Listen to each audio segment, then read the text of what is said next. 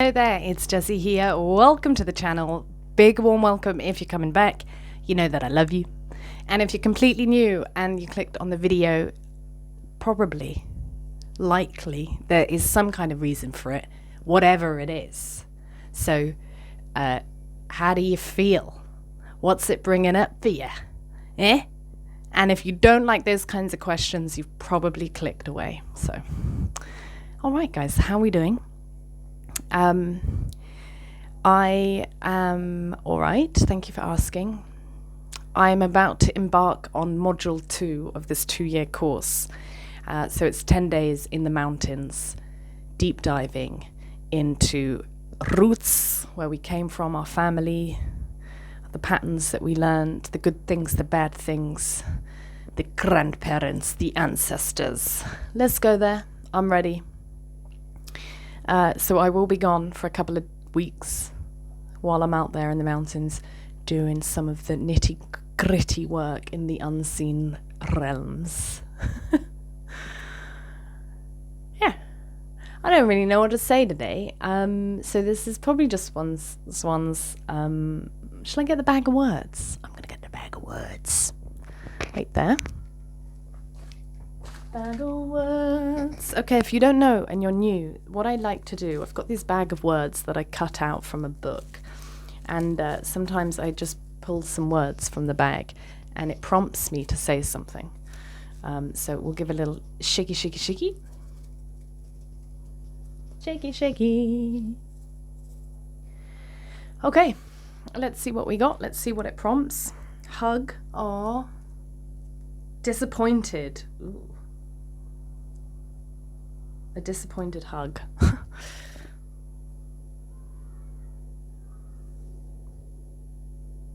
Okay, I'm going to share my weekend. Now, I am in a casual relationship. We're lovers. I don't feel like committing 100% because he's from a very different culture to mine and doesn't speak my language. And even though there is so much love and respect between us both, I don't see me building a life with someone who doesn't speak my language. Quite honestly, it comes down to that.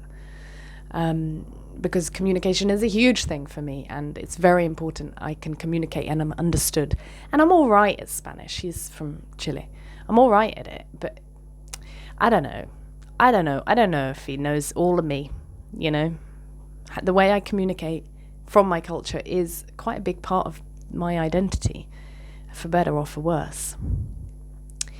Anyway, I tell you this because I'm not 100% committed to him, which means my behaviors are different in the context of this dynamic, this relationship. So we went out on a night out together, and I get a lot of attention when I go out, you know, put a bit of makeup on, get in the vibe. I don't know, I just do, and I like it. I don't go out very often. I don't crave it. I don't need it, but I like it. I like a bit of attention. I like to flirt back. I like to have a laugh. And we went out, and I don't think he wanted that. So he shut down in the middle of the night at some point, and I couldn't really reach him, actually. I kind of had a sense of what was going on, but it was like, if he's not going to let me in now in small ways, we'll just have to talk about this another time. So bring up the conversation the next day, and you know, it's like, hey, is everything okay? Because he's still shut down. He's shut down. We go to bed, wake up, he's still shut down. I can feel his love is totally withdrawn from me, and it's okay. I'm all right with that. That was nice to see. I think before that would have been like, oh my god, freaking out, and it's like, no, it's fine. Actually, it's totally fine. So, you know, how to reconnect, how to repair after something, especially if someone's like sort of shut down. So the first way that I went about it was to try and give him permission to have space. So it was Sunday, and we normally spend our Sundays together, but I was like, listen, kind of seems like you're going through something, and from what you've told me, you like to process alone, which I really respect. I'm here if you want to talk, but maybe I should just leave you to do your thing. I picked up last night that you had shut down. I don't know exactly what happened, but I'd like to know if you want to tell me. Otherwise, I'll give you your space. Silence. Okay, he's processing. He doesn't know exactly how to answer that right now. Let him process.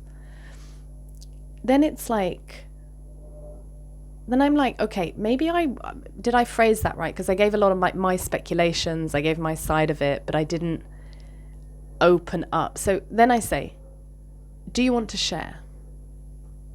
Silence. No, I don't want to share. Okay. Again, I'm like, all right, he doesn't want to share, but he's the silence. I knew he was processing in like the sweetest, calmest way. Actually, he was really owning it. And he hasn't asked me to leave, so he doesn't want space, but he wants, okay, it was like, oh, okay, doesn't want to share. Then he just put out his hand, so I just held his hand, and we sat in silence for about 10 minutes, maybe. It was beautiful. I wasn't thinking anything, but he doesn't want to share verbally. He's still in a process, but he wants physical connection, so let's give that, if that's what I can give right now.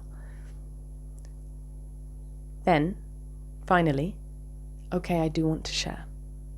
All right, here we go. And after speaking to my friend about it, that 10 minutes of silence, but holding physically, but not using the words, alchemized something, created something. I don't know if it made the safe spacer or softer or more spacious or gave it time and love and presence.